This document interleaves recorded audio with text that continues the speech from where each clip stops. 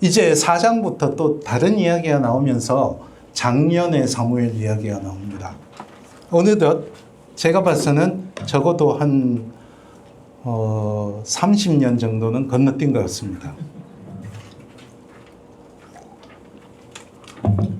사사기 중후반부터 이스라엘 백성들을 괴롭히던 민족이 있습니다. 누굽니까? 블레셋이죠. 이 블레셋의 문제를 누가 해결하느냐가 이제 사사 시대에서 왕정으로 넘어가는 핵심이었는데, 작년 사무엘의 이야기, 이거 그림은 이게 중세 독일, 그러니까 중세 17세기 독일 필사본의 그림인 것 같은데 잘 기억 안 납니다. 어느 걸 가져왔는지. 자, 하나님의 궤를 빼앗긴 사건, 블레셋과 전투 이야기로 넘어갑니다. 블레셋 사람들과 이제 전쟁이 벌어지죠. 이미 사사 시대부터 이스라엘 백성들은 청동기 시대였습니다. 그래서 나중에 사울과 요나단 이야기에서도 청동검이라도 들고 있는 건 사울과 요나단이고 나머지는 다 짝대기 들고 농기구 들고 다니는 사람들이었고, 블레셋 사람들은 철기 문명의 사람들이었습니다. 그래서 참 이기기가 어렵죠. 그래서 어쨌든 전쟁이 벌어졌는데, 자, 그러면 블레셋이 어떤 사람들인가? 여기 이제 이집트 람세스 3세의 이제 신전에, 메디네 타브에 있는 신전에 그 새겨진 부조, 블레셋 군대인데 좀 살펴보도록 하겠습니다. 람세스 3세의 기록에서 블레셋이 이제 가장 먼저 등장합니다. 기원전 12세기 후반이죠. 이집트를 공격했다가 격퇴된 해양 민족의 하나를 가리키는데, 제가 그 밑에 이거 상형 문자를 가지고 왔습니다. 그래서 남자 여자인데 셋이다 그러면은 민족입니다. 민족이라는 말이고, 요걸 어떻게 표음을 하느냐, 프레스트 이렇게 자음만 하면 이렇게 됩니다. 이게 이제 아마 블레셋의 가장 오래된 표기가 아닐까 이렇게 기억하는 거죠. 블레셋, 필리시팀이라고 그러죠, 히브리어로. 필리시팀은 히브리어가 아닙니다. 그래서 외국 사람인데, 람세스 3세의 기록이나 고고학 유물들로 봤을 때 그리스 쪽에 있어서 미케네 문명을 이루었던 그 사람들이 훈족이 남하에 오면서 해양으로 밀려나서 일부는 이집트로 가고 일부는 팔레스틴으로 가고 크레타로도 가고 이랬던 것으로 여겨집니다. 민족의 대이동이었죠. 요게 이제 그겁니다. 여기서부터 이렇게 흩어졌던 거죠. 이게 이제 람세스 3세의 메디네 타부 신전인데, 아몬 신전인데, 거기 벽화가 여기 이렇게 그려져 있는데, 이런 해전, 육상전과 해전의 모습, 그리고 블레셋 군대가 포로로 끌려가는 모습, 이런 것들을 그려놨습니다. 조금 자세히 보겠습니다. 여기 보면 이제 블레셋 군대는 요 깃털 모자가 특징적이고, 그리고 치마를 입고 있죠. 그 메디네 타브 신전의 포로들의 모습인데, 아이고, 이 자세가 어떻게 나오는지 모르겠어요. 포로로 잡히면 안 될 것 같습니다. 어쨌든 여기 보면 이스라엘 사람도 포로로 잡혔다고 이렇게 돼 있어요. 여기는 이스라엘 사람이고, 헷 사람, 가나안 사람, 리비아 사람, 그리고 여기 코스염만 기르고 깃털 모자를 쓰고 위통은 벗고 치마를 입은, 여기 이제 블레셋 군대의 전형적인 모습으로 남아 있습니다. 그리고 팔레스틴에 정착한 블레셋 사람들은 여기 정말 좋은 땅입니다. 지금 가자지구 있죠. 거기에 정착을 했습니다. 5도시, 이 해안지대 3도시와 그리고 셰펠라라고 하는 중산간지대의 2도시, 그래서 해안 가사, 아스글론, 아스돗, 그리고 갓, 에그론 등지에 정말 그 좋은 땅을 차지하고 있습니다. 여기 항공사진만 봐도 여기 유다 산지는 누런데요. 파랗죠. 그렇습니다. 그래서 지금 아스돗과 에그론이 발굴이 되어서 블레셋 사람들의 유적이 흥미롭게도 기원전 10세기까지 보이다가 없어집니다. 기원전 10세기가 다윗 시대거든요. 예, 다윗 시대까지 보이다가 없어지는데 그랬습니다. 아마도 다윗 시대에 성경의 이야기처럼 다윗이 블레셋을 완전히 멸망시켰거나 이 어간에 토착민들과 흡수되어서 정체성이 사라졌거나 그렇게 생각할 수 있습니다. 블레셋 사람들이 미케네 문명이다라는 것을 가장 결정적으로 밝혀줬던 것이 토기들입니다. 토기는 정말 중요한 고고학적 유물이거든요. 시대마다 지역마다 모양이 다르기 때문에 여기 오른쪽에 보시면 미케네 문명의 토기의 전형적인 그 문양들이 있습니다. 그것이 흥미롭게도 가사와 아스돗 같은 데서 발견된 데서도 그대로 보인다는 거죠. 그래서 누가 봐도 이 둘은 연관이 있다. 그래서 이런 것이 이제 블레셋에서 발견된 토기들이고 미케네 문명의 토기와 거의 일치한다라고 이야기합니다.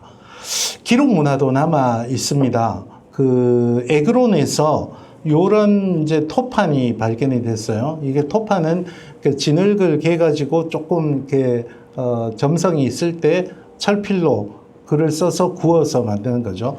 그래서 여기 토판이 사실은 놀라운 것이 이거는 이미 가나안 땅에 와서 동화가 된 것 같은 그런 느낌이 듭니다. 왜냐하면 이 사람들의 언어가 셈어가 아닌데 이거는 고대 히브리어를 알면 그대로 읽을 수 있을 정도로 셈어로 기록이 되어 있어서 좀 그렇습니다. 그래서 읽어보면 This temple was built by 아기스, 우리가 아는 블레셋 아기스이죠.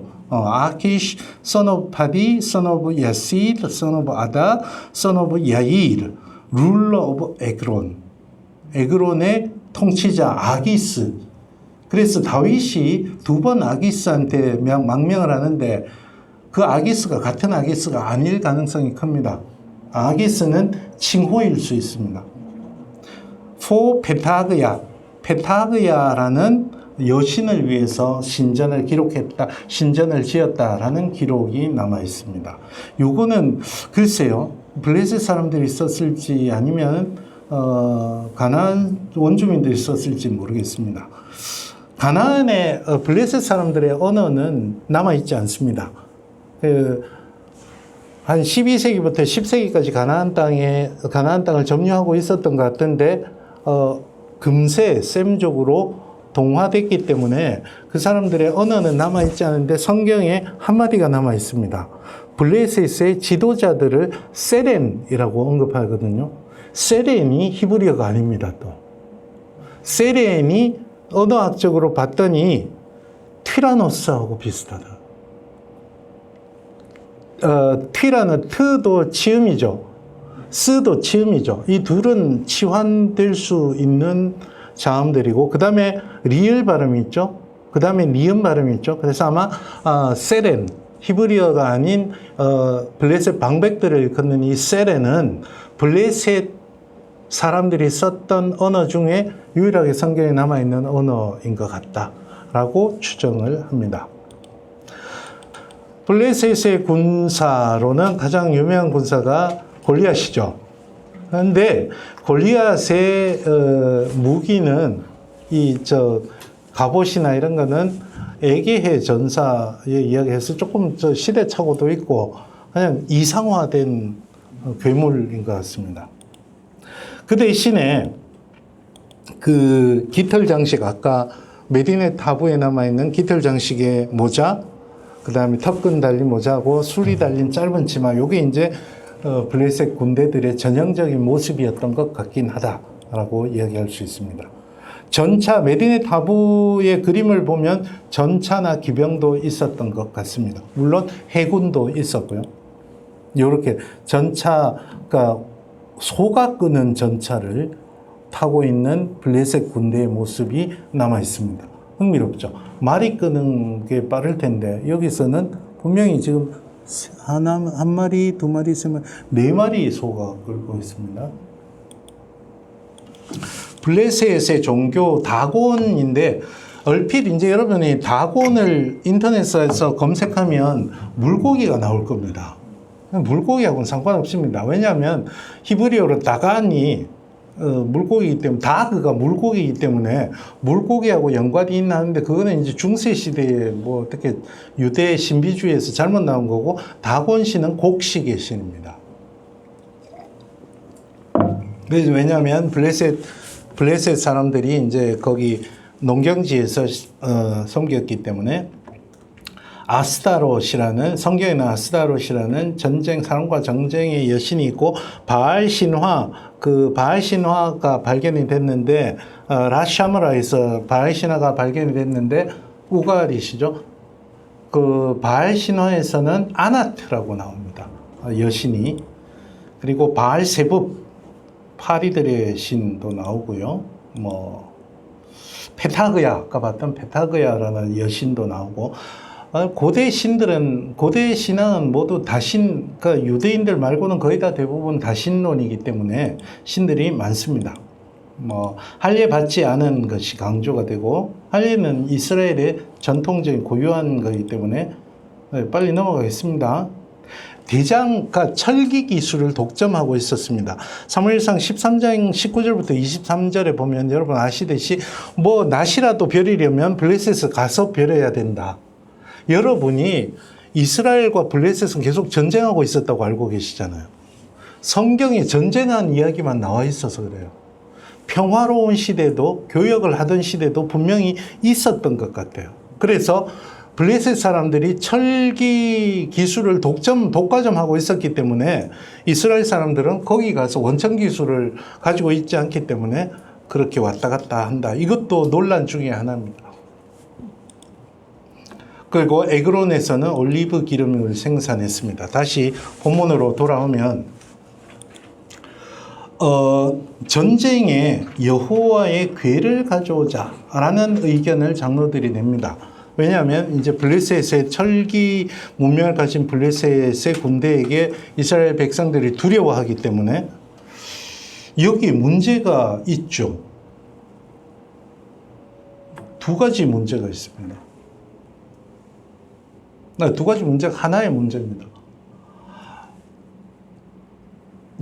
지금까지 이스라엘 백성들이 해온 홀리와 거룩한 전쟁은 가장 먼저 뭐가 있었습니까?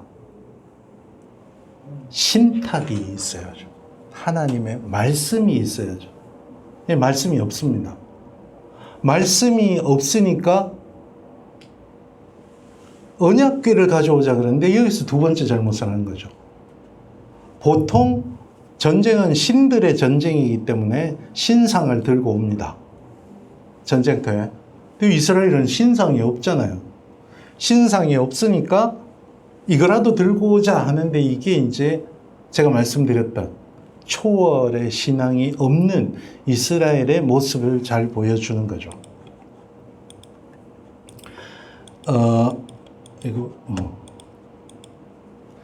그러니까 제가 말씀드린 대로 여호와의 말씀이 빠져 있습니다. 형식은 그래서 거룩한 전쟁인 것 같지만 실상은 그렇지 않다. 오후 뜨끔했습니다. 우리 신앙인들의 모습을 봤을 때 교회, 지금 한국 교회의 모습 여러분 잘 아시잖아요. 다들 비슷한 성향을 가지신 것 같으니까 한국 교회의 모습을 보시잖아요. 교회인 것 같은데 저게 교회입니까? 그죠? 교회의 본질보다는 교회의 세력에 더 관심이 있는 것 같은, 교회의 세력도 아니야. 목회자, 대형교회 목회자의 세력 지속에만 관심을 가지고 있는 것 같은 이런 모습이 떠오르기도 합니다. 값싼 합리성이 신앙의 본질을 훼손하고 있다. 제가 뭐 엑스에게시스, 에이스에게시스라고 했는데 넘어가겠습니다. 어쨌든 그래서 전쟁에 지고 하나님의 언약궤도 뺏기고 엘리 집안도 몰락하는 이야기가 벌어지죠. 그런데 놀라운 일이 있습니다. 이스라엘의 전쟁에서는 값싼 합리화의 도구로 쓰여서 아무 역할을 못할 것 같던 하나님의 괴가 블레셋 신전, 다곤 신전으로 가서 여러분이 아시듯이 엄청난 위력을 발휘하기 시작합니다. 다곤 신상을 파괴하고 종기가 사람들에게 발생하고 그게 아스도데스에서 가드에서 에그론까지 마치 우리가 이렇게 온라인이 된 계기가 있었죠. 코로나19가 막 퍼져나가는 것처럼 우리는 이 본문을 너무 잘 이해할 수 있는 최적의 시대에 살고 있다. 앞으로는 더 자주 경험할 수도 있다. 저는 이걸 읽으면서 이런 생각했습니다. 하나님이 이스라엘에게 벌하시기 위해서 능력을 발휘하지 않으셨다고 해서 이방신에게 굴복하시지는 않는다. 하나님은 하나님의 일을 하신다는 거죠. 정말 무서운 이야기가 예레미야서에도 나오지만 만약에 우리가 회개하지 않으면 그 다음에는 하나님이 일하십니다. 하나님은 분명히 한국 교회를 하나님의 교회로 이끌어 가실 겁니다. 근데 우리가 그 일에 동참하지 않으면 하나님은 일을 해 가시겠지만 우리에게는 심판이 될 거다. 우리에게는 재앙이 될 거다. 정말 그 한국 교회는 절체절명의 위기다. 그 하나님의 괴를 빼앗기고 엘리 집안이 멸망하고 그 어간의 모습이 우리 한국 교회를 보는 것 같다라는 생각도 해봅니다. 그리고 블레셋을 초토화시켰던 그러니까 한국 교회하고는 상관없이 이 땅에도 정의가 이루어질 겁니다. 그죠? 하나님이 이루어 주실 겁니다. 하나님의 괴가 마침내 돌아옵니다. 블레셋이 못 버티고 항복하는 거죠. 돌아올 때 이제 멍에를 메어보지 않은 암소는 이제 제의적 관점의 정결을 뜻하는 거고 두 마리가 끄는 새 수레로 돌아오죠. 흥미로운 것이 이제 블레셋 사람들이 속건제물, 성물에 대한 죄를 범했을 때 드리는 게 속건제물이죠. 블레셋 사람들도 아는데 이스라엘 사람들은 몰라. 어쨌든 왜 종기 모양과 쥐 모양을 만들었는지 좀 낯설긴 합니다. 종기 모양은 좀 그렇다. 어쨌든 그렇습니다. 베세메스로 오죠. 베체메시 그러면 태양의 집입니다. 거기도 무슨 태양신을 섬기던 신전이 있었던 것 같아요. 수레를 장작 삼아 암소로 번제를 드리는데 암소 번제는 굉장히 이례적이긴 합니다. 예. 뭐 이례적이라는 것은 레위기에 안 나온다는 거죠. 그때는 뭐 암소로 드려도 됐나 보죠. 성경에 있는데 어떡합니까?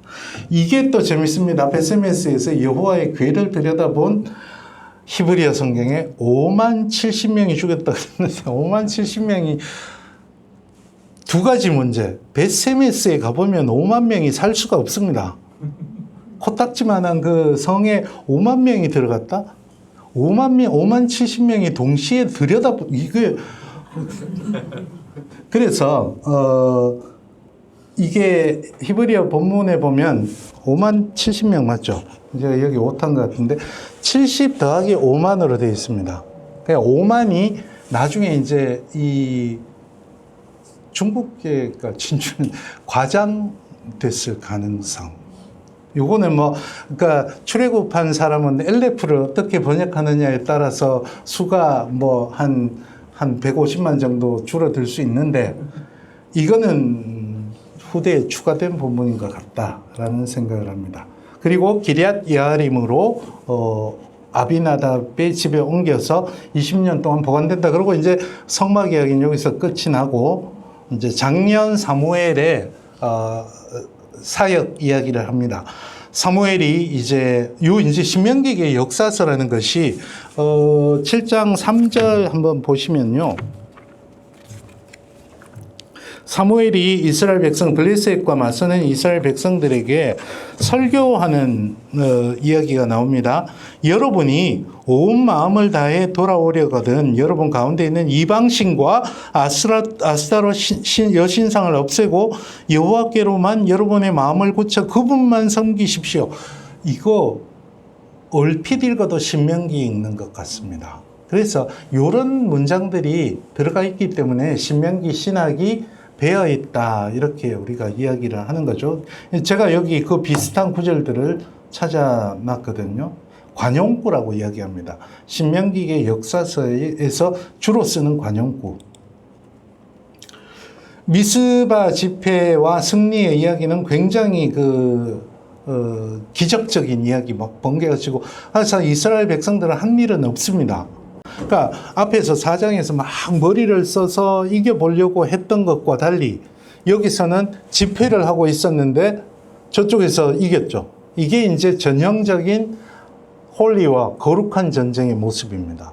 나중에 가면 그 역대하 20장에서 여호사밧 왕이 한 게 브라가 골짜기에서 베라카 이게 이제 송축이거든요. 베라카 골짜기에서 한 게 그냥 찬양 집회인데 찬양 집회했는데 승리했죠. 이게 이제 전형적인 홀리워를 이야기하는 겁니다. 거룩한 전쟁을 통해서 승리하게 됐습니다. 여기에 여러분이 많이 쓰시는 에벤 에셀 승전비죠. 승리하게 되면 비석을 세웁니다. 이 비석에는 물론 승전한 내용이 나옵니다. 그러니까 이 승전비가 이스라엘 것 남아 있지 않고요. 모압 왕 메사의 승전비가 남아 있습니다. 기원전 9세기에 열왕기하 4장, 3장, 4장 여기에 나와 있는 그 전쟁이 애매하게 끝나요. 성경에 보면 모압 왕 메사가 아들을 제물로 드렸더니 갑자기 흩어졌다고 이렇게 누가 이겼는지 이야기 안 하는데 모압 왕 메사의 비문에서는 자기가 압도적으로 승리했다 그러거든요. 그러면 아마 이스라엘이 이기진 않은 것 같다. 근데 어쨌든 이렇게 승전비는 승전한 내용을 나타내는데 이 비석을 사무엘이 에벤 에셀, 에벤 돌이죠. 이 승전비 돌, 에셀 도움의 돌이다. 하나님이 도와주셨다. 엘리 시대의 실수에 대한 철저한 성찰과 반성이 보이는. 그러니까 하나님을 의지하는 비가시적인 하나님의 무한한 가치를 의지하는 방법을 우리에게 보여주는 거죠. 그리고 사무엘이 순회 사사직에 있었다라는 것을 이야기하는 것으로 마무리를 하는데 사사는 이제 재판을 담당하기 때문에 그 몇 군데를 돌아다니면서 민사 형사상의 재판을 담당했던 거죠. 그래서 작년에 사무엘은 소년 사무엘이 자라나서 정말 무한하신 하나님의 일하심을 이전에 엘리 시대와 다르게 어떻게 이루어 갔는가를 우리에게 보여주는데 한 장 딱 넘기면 이게 이제 사무엘을 그린 그림이거든요. 제가 노년 사무엘을 그린 8장, 사무엘상 8장 그림을 봤더니 제가 이 화가를 까먹었어요. 죄송합니다. 와, 사무엘의 모습을 너무 잘 그려놨어요. 찌질한 사무엘의 모습.